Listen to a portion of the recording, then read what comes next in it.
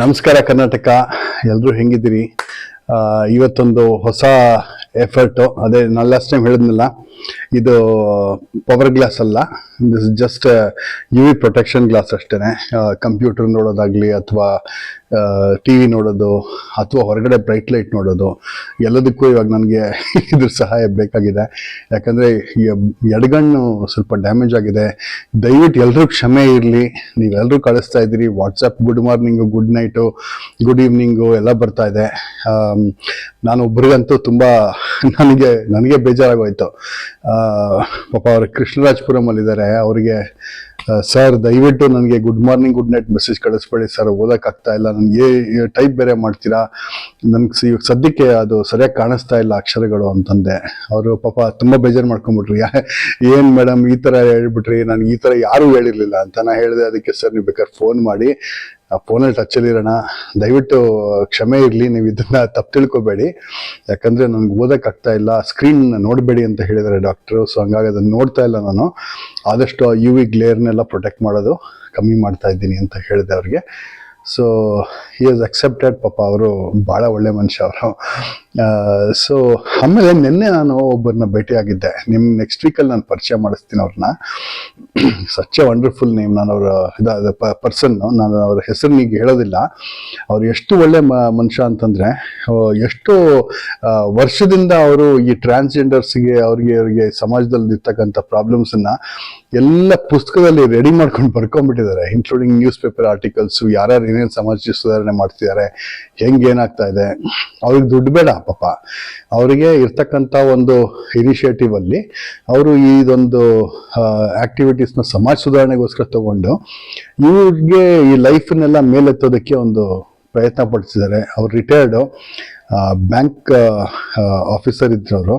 Unfortunately ಏನೋ ಅವರಿಗೆ ಸದ್ಯಕ್ಕೆ ಒಂದಷ್ಟು ಮೂಮೆಂಟ್ಸ್ ಆಗಿಲ್ಲ. ನನ್ನ ಹತ್ರ ಬಂದು ಹೇಳಿದ್ರು, ಮೇಡಮ್ ನೀವು ಒಳ್ಳೊಳ್ಳೆ ಕೆಲಸ ಮಾಡ್ತಿದ್ದೀರಿ, ನಮ್ಮದು ಒಂದಷ್ಟು ಆ್ಯಕ್ಟಿವಿಟೀಸ್ ಇರಲಿ, ನಮ್ಮದು ಒಂದಷ್ಟು ಇನ್ವೆಸ್ಟ್ಮೆಂಟ್ ಇರಲಿ, ನನ್ನನ್ನು ಸೇರಿಸ್ಕೊಂಡು ಮಾಡಿ ಅಂದರು. ಆಗಲಿ ಸರ್, ಖಂಡಿತ ಇದಕ್ಕಿಂತ ಒಳ್ಳೆ ಕೆಲಸ ಏನಿದೆ. ಈ ಥರ ನೀವು ಮುಂದೆ ಬಂದ್ರಲ್ಲ, ಅದು ಇಷ್ಟು ವಯಸ್ಸಿನಲ್ಲಿ ಖಂಡಿತ ಅಪ್ರಿಷಿಯೇಟ್ ಮಾಡುವಂಥದ್ದೇ. ಆ ಹೋಮ್ ವರ್ಕು, ಆ ಒಂದು ಪ್ರಿಪೇರ್ಡ್ನೆಸ್ ಇದೆಯಲ್ಲ, ಸೋ ನೈಸ್. ಅವ್ರನ್ನ ಖಂಡಿತ ತಮಗೆ ವಿಡಿಯೋನಲ್ಲಿ ಕರೆದು ಬಂದು ನಾನು ಪಕ್ಕದಲ್ಲೇ ಕೂಡಿಸ್ಕೊಂಡು ಅವ್ರನ್ನ ಒಂದು ವಿಡಿಯೋ ಮಾಡ್ತೀನಿ ನಾನು ಮುಂದಿನ ವಾರ. ಆಮೇಲೆ ಎಷ್ಟೋ ಒಂದು ಭಿಕ್ಷಾಟನೆಯಿಂದ ಇವ್ರನ್ನ ಬಿಡಿಸ್ಬೇಕು ಅಂತ, ಈ ಸಮಾಜ ಸುಧಾರಣೆ ಮಾಡಬೇಕು ಅಂತ, ಭಿಕ್ಷಾಟನೆಯಿಂದ ಈ ಟ್ರಾನ್ಸ್ಜೆಂಡರ್ಸ್ನ ಹೊರಗೆ ತೆಗಿಬೇಕು ಅಂತ ಅವರು ಎಷ್ಟೋ ಒಂದಷ್ಟು ಸ್ಲೋಗನ್ಸ್ನ ಬರೆದಿದ್ದಾರೆ. ನಾನು ಹೇಳಲ್ಲ, ನಾನು ಫೋಟೋ ತಗೊಂಡಿದ್ದೀನಿ, ಅವ್ರ ಹತ್ರ ನೋಡಿದ್ದೀನಿ. ಆದರೆ ಅವರೇ ಬಂದು ನಿಮಗೆ ತಿಳಿಸ್ಲಿ. ಇದೊಂದು ಸಣ್ಣ ಕುತೂಹಲ ನಿಮ್ಮ ಹತ್ರ ಬಿಟ್ಟಿರ್ತೀನಿ. ಇವತ್ತು let's go back to our Germany. ನನ್ನ ಎಷ್ಟೋ ಜನ ಕೇಳಿದ್ರು, ಮೇಡಮ್ ಒಂದು ಸ್ವಲ್ಪ ನನಗೆ ಡೀಟೇಲ್ಸ್ ಕೊಡಿ, ಈ ಥರ ಒಂದು ಟ್ರಾವೆಲ್ ಮಾಡಬೇಕಾಗಿದೆ, ಜರ್ಮನಿಗೆ ಯಾವ ಥರ ವೀಸಾ ತೊಗೋಬೇಕು, ಏನು ಮಾಡಬೇಕು, ಏನಿಲ್ಲ, ಸ್ಟೂಡೆಂಟ್ ವೀಸಾ ಅಂದ್ರೇನು, ಆಮೇಲೆ ಈ ವರ್ಕ್ ವೀಸಾ ಯಾವ ಥರ ಏನು ಮಾಡಬೇಕು ಅಂತ. ಒಂದು ವಿಚಾರ ಹೇಳ್ತೀನಿ, ಹೈ ಸ್ಕಿಲ್ಡ್ ವೀಸಾ ಅಂತ ಇದೆ. ಹೈ ಸ್ಕಿಲ್ಡ್ ವೀಸಾ ನೀವು ತಗೋಬೋದು. ಇದರಲ್ಲಿ ನೀವು ಅಪ್ಲೈ ಮಾಡಿದ್ರೆ ನಿಮಗೆ 3 ರಿಂದ 4 ತಿಂಗಳೊಳಗಡೆ ಜರ್ಮನ್ ಎಂಬೆಸಿ ನಿಮಗೆ ಕೊಡುತ್ತೆ ಈ ವೀಸಾನ. ಇದು ಜಾಬ್ ಸೀಕರ್ ವೀಸಾ ಅಂತ. ನಿಮ್ಗೆ ಅಪ್ರಾಕ್ಸಿಮೇಟ್ಲಿ 90 ದಿನ ಟೈಮ್ ಇರುತ್ತೆ ಜರ್ಮನಿಗೆ ಹೋದ್ಮೇಲೆ ಜಾಬ್ ಹುಡುಕೊಳ್ಳೋಕ್ಕೆ.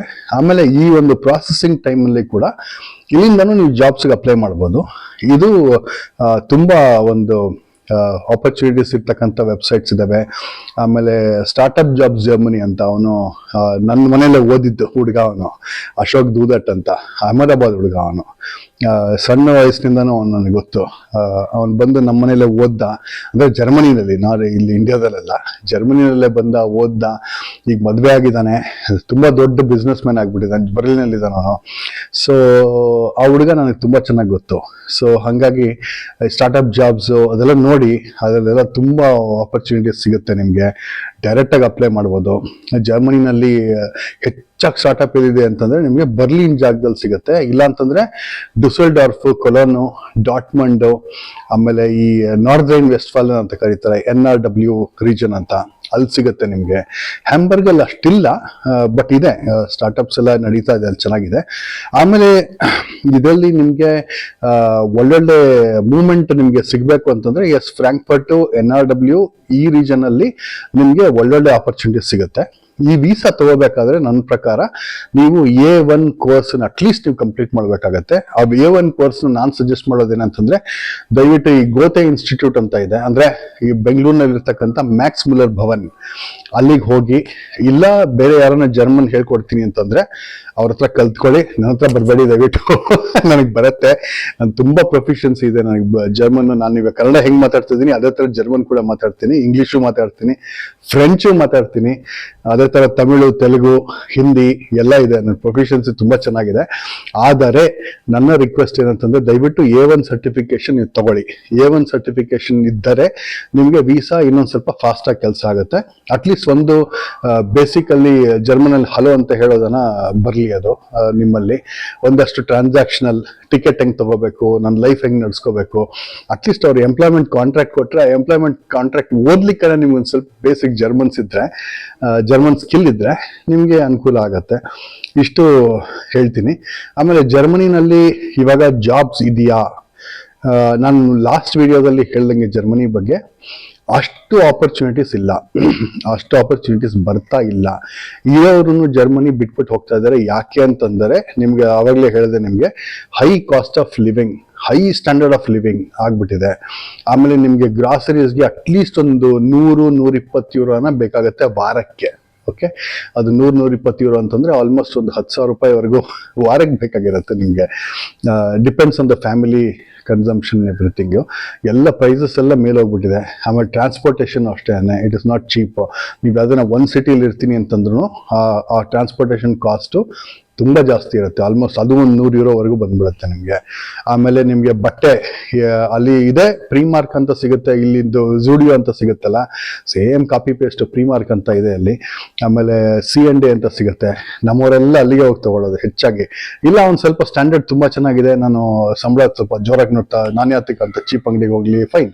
ಯಾವುದೋ ಒಂದು ವಿಲೇಜ್ಗೆ ಹೋಗ್ತಾರೆ, ಫ್ರಾಂಕ್ಫರ್ಟ್ ಹತ್ರ ಇರೋರು ಒಂದು ವಿಲೇಜ್ ಒಂದಿದೆ, ಆ ರಸ್ತೆಯಲ್ಲಿ ಒಂದು ಅಶಾಫನ್ಸ್ಬರ್ಗ್ ಅಂತ ಬರುತ್ತೆ, ಊರ್ಸ್ಬರ್ಗ್ ಅಂತ ಬರುತ್ತೆ, ಆ ಜಾಗದಲ್ಲಿ ಒಂದು ವಿಲೇಜ್ ಇದೆ, ವೆರ್ತಹೈಮ್ ವಿಲೇಜ್ ಅಂತ, ಅಲ್ಲಿಗೆ ಹೋಗ್ತಾರೆ. ಇಲ್ಲ ಸ್ಟುಟ್ಗಾರ್ಟ್ ಹತ್ರ ಇರೋರು ಮೆಟ್ಸಿಂಗನ್ ವಿಲೇಜ್ಗೆ ಹೋಗ್ತಾರೆ, ಮ್ಯೂನಿಕ್ ಹತ್ರ ಇರೋ ಇಂಗಲ್ಸ್ಟಾಡ್ ವಿಲೇಜ್ಗೆ ಹೋಗ್ತಾರೆ, ಬರ್ಲಿನ್ ಹತ್ರ ಇರೋರು ಇನ್ನೊಂದು ಯಾವುದೋ ಒಂದು, ಅದೇ ಥರ ಎಲ್ಲ ಒಳ್ಳೊಳ್ಳೆ ಜಾಗಗಳಿದೆ. ದೊಡ್ಡ ದೊಡ್ಡ ಬ್ರ್ಯಾಂಡು, ಗೂಚಿ ಯಾವ್ಯಾವುದು ಸಿಗುತ್ತಲ್ಲ, ಎಲ್ಲ ಒರಿಜಿನಲ್ ತಗೊಂಡು ಪ್ರಾಡ, ಇದು ಸ್ಪೆಕ್ಸ್ ಸಮೇತ ಎಲ್ಲ ಸಿಕ್ಬಿಡುತ್ತೆ. ನಮ್ಮ ಥರ ಯಾರೋ 500 ರೂಪಾಯಿ 600 ರೂಪಾಯಿ ಕೊಟ್ಟು ಲೆನ್ಸ್ ಕಟ್ಟಲ್ಲಿ ತೊಗೊಂಬರಲ್ಲ. ಸೊ ಈ ಥರ ಒಂದು ವಿಚಾರ. ಸೊ ಇದೊಂದು ಲೈಫ್ ಸ್ಟೈಲು, ನಾನು ನಿಮ್ಗೆ ಅದೊಂದು ಹೇಳ್ತಾ ಬರ್ತಿದ್ದೀನಿ. ಎಕ್ಸ್ಪೆನ್ಸಸ್ ಅಷ್ಟೇ ನಿಮ್ಮ ಕಂಟ್ರೋಲ್ ಸಿಗಲ್ಲ. ನಿಮ್ಗೆ ಎಕ್ಸ್ಪೆನ್ಸಸ್ ಆಗೋಯ್ತು ಅಂತಂದ್ರೆ ನಿಮ್ಗೆ ಎಂಡ್ ಆಫ್ ದ ಮಂತ್ ನಮ್ಮ ಹತ್ರ ಏನೂ ದುಡ್ಡು ಬಿಕ್ಕಿಲ್ಲಪ್ಪ, ನಾನು ಹೆಂಗಪ್ಪ ಬೆಂಗಳೂರಿಗೆ ಹೋಗ್ಲಿ, ಏನೋ ಒಂದು ಎಮರ್ಜೆನ್ಸಿ ಹೋಗ್ಬೇಕು, ನಮ್ಮ ಕರ್ನಾಟಕಕ್ಕೆ ವಾಪಸ್ ಬರಬೇಕು, ಸಾಧ್ಯ ಇಲ್ಲ. ಯಾರ ಹತ್ರ ಲೋನ್ ಮಾಡಿಕೊಂಡು ಏರ್ ಟಿಕೆಟ್ ತಗೊಂಡು ವಾಪಸ್ ಬರ್ಬೇಕಾಗತ್ತೆ. ಸೊ ಹಂಗಾಗಿ ಇದು ವರ್ಕ್ ಆಗಲ್ಲ. ಆ ವಿಚಾರನ ನೋಡ್ಕೋಬೇಕು. ಕಂಟಿನ್ಜೆನ್ಸಿ ಪ್ಲಾನ್ ಅಂತ ಒಂದಷ್ಟು ದುಡ್ಡು ಎತ್ತಿಟ್ಟಿರ್ಬೇಕಾಗತ್ತೆ ಯಾವಾಗ್ಲೂ. ಯಾವುದೇ ಕಾರಣಕ್ಕೂ ಈ ಕಾಂಟ್ರಾಕ್ಟ್ ಸೈನ್ ಮಾಡೋದಾಗ್ಲಿ, ಇಲ್ಲಿ ಬಂದ ಕೂಡಲೇ ಯಾವುದೋ ಮೊಬೈಲ್ ಕಾಂಟ್ರಾಕ್ಟು ನಮ್ಮವರೆಲ್ಲ ಅದೇ ಮಾಡ್ಬಿಡ್ತಾರೆ, ಪ್ರೀಪೇಯ್ಡ್ ಕಾಂಟ್ರಾಕ್ಟ್ ತಗೊಳ್ಳಿ, ಏನೂ ಚಿಂತೆ ಇಲ್ಲ, ಪ್ರೀಪೇಯ್ಡ್ ಮೊಬೈಲ್ ಯೂಸ್ ಮಾಡಿ, ಯಾವ ಥರನೂ ತೊಂದರೆ ಆಗೋದಿಲ್ಲ ನಿಮಗೆ. ಪೋಸ್ಟ್ ಪೇಯ್ಡ್ ಕನೆಕ್ಷನ್ಸು ನಮ್ಮ ಇಂಡಿಯಾ ಥರ ಅಲ್ಲಿಲ್ಲ. ಅಲ್ಲೆಲ್ಲ ವೈಟ್ ಕಾಲರ್ ರಾಬರಿ ತುಂಬ ಜಾಸ್ತಿ. ವೈಟ್ ಕಾಲರಲ್ಲೇ ನಿಮ್ಮ ಹತ್ರ ಪ್ರೊಫೆಷನಲ್ ಆಗಿ ಮಾತಾಡ್ಕೊಂಡೆ ಸೈನ್ ಮಾಡು ನೀನು ಬಾ ಅಂತ ಹೇಳ್ಕೊಂಡೆ ನಿಮ್ಮನ್ನು ಮುಳುಗಿಸ್ಬಿಡ್ತಾರೆ. ಇನ್ಕ್ಲೂಡಿಂಗ್ ಬ್ಯಾಂಕ್ನವರು ಕೂಡ ಇದೇ ಥರ ಕೆಲಸನೇ ಮಾಡ್ತಾರೆ, ನಿಮಗೆ ಸಿಕ್ಕಾಪಟ್ಟೆ ಚಾರ್ಜಸ್ ಮಾಡಿಬಿಡ್ತಾರೆ. ಸೊ ಹಾಗಾಗಿ ಈ ವಿಚಾರದಲ್ಲಿ ಹುಷಾರಾಗಿರಿ. ಇನ್ಕ್ಲೂಡಿಂಗ್ ರೈಲ್ವೆ ಟಿಕೆಟ್ ನೀವು ತಗೊಳಕ್ ಹೋದಾಗ್ಲೂ ಅಲ್ಲಿ ರೈಲ್ವೆ ಕಾರ್ಡು ಅದು ಇದು ಅಂತ ಸೆಲ್ ಮಾಡ್ತಾರೆ. ದಯವಿಟ್ಟು ಅಂಥದಕ್ಕೆಲ್ಲ ತಗೊಳಕ್ ಹೋಗಬೇಡಿ. ನಿಮಗೆ ನಿಜವಾಗ್ಲೂ ವರ್ತಿದೆ ಅಂತಂದರೆ, ನಿಮಗೆ ಕಂಟಿನ್ಯೂಟಿ ಸಿಗುತ್ತೆ ಅಂತಂದ್ರೆ ಮಾಡಿ. ಯಾಕಂದ್ರೆ ತುಂಬಾ ಜನಕ್ಕೆ ಇದು ತೊಂದರೆ ಆಗಿದೆ. ಆಮೇಲೆ ಅಲ್ಲಿ TV ARD ಅಂತ ಬರುತ್ತೆ, ಅದು ಕಂಪಲ್ಸರಿ ಎಂಟ್ರಿ ಕೊಡ್ತಾ ಇದ್ದಂಗೆ ನೀವು ಮನೆಗೆ ಹೋಗಿರಲ್ಲ ಅಷ್ಟು ಬೇಗ ARD ಲೆಟರ್ ನಿಮ್ಮಿಂದ ಬಂದಿರುತ್ತೆ ಅದು. ಸೊ ಅದನ್ನ ಒಂದ್ ಸ್ವಲ್ಪ ನೀವು ನೋಡ್ಬೇಕಾಗತ್ತೆ. ಆ ARD ಅನ್ನೋದನ್ನ ಒಂದ್ ಸ್ವಲ್ಪ ಅದನ್ನ ಒಂದು €100 ಬರುತ್ತೆ, 100-150 ಡಿಪೆಂಡ್ಸ್ ಎಷ್ಟು ಜನ ಇದ್ದೀರಾ ಅಂತ ಅಂದ್ಬಿಟ್ಟು ಅಂತ ಅದ್ರ ಬೇಸಿಸ್ ಮೇಲೆ ಬರುತ್ತೆ. ಅದನ್ನ ಕಟ್ಬಿಡಿ ದಯವಿಟ್ಟು ಅದನ್ನ, ಇಲ್ಲಾಂದ್ರೆ ಅದೇನೋ ಅಫೆನ್ಸ್, ಕ್ರಿಮಿನಲ್ ಅಫೆನ್ಸ್ ಅದು ಇದು ಅಂತ. ಆಮೇಲೆ ಟ್ಯಾಕ್ಸಸ್ ಅಷ್ಟೇನೆ, ಯಾವ್ದಾನ ಲೆಟರ್ ಬಂದ್ರೆ ನಿಮ್ಗೆ ಗೊತ್ತಾಗದಿದ್ರೆ ನಿಮ್ಮ ನಿಯರ್ ಬೈ ಚಾರ್ಟರ್ಡ್ ಅಕೌಂಟೆಂಟ್ಸ್ಗೆ ಹೋಗಿ ತೋರಿಸ್ಕೋಬೇಕಾಗುತ್ತೆ. ಸೊ ಇದೆಲ್ಲ ಬೇಸಿಕ್ ನೆಸೆಸಿಟೀಸ್ ನಾನು ನಿಮ್ಗೆ ಹೇಳ್ತಾ ಇರೋದು. ಬಟ್ ಜನರಲಿ ಜನ ಸ್ವಲ್ಪ ಇಂಗ್ಲಿಷ್ ಮಾತಾಡ್ತಾರೆ ಇವಾಗೆಲ್ಲ, ಒಂದ್ ಸ್ವಲ್ಪ ಮುಂಚಿನ ತರ ಇಲ್ಲ. ನಾವು ಹೋದಾಗ 1800 ಜನ ಇಡೀ ಜರ್ಮನಿಗಿದ್ರು. ಈಗ ಇರ್ತಕ್ಕಂಥದ್ದು ಒಂದು ರಸ್ತೆಗೆ ಇಷ್ಟು ಸಿಗ್ತಾರೆ ನಿಮ್ಗೆ. ಸೊ ನಿಮ್ಗೇನು ಅಷ್ಟು ತೊಂದರೆ ಆಗೋದಿಲ್ಲ. ಜನನು ಇಲ್ಲಿದ್ದಾರೆ, ನಿಮ್ಗೆ ಸಪೋರ್ಟ್ ಮಾಡ್ತಾರೆ, ಮುಂದೆ ಕರ್ಕೊಂಡು ಹೋಗುವಂಥವ್ರು ಇರ್ತಾರೆ, ಗೈಡೆನ್ಸು ತುಂಬಾ ಚೆನ್ನಾಗಿ ಸಿಗುತ್ತೆ.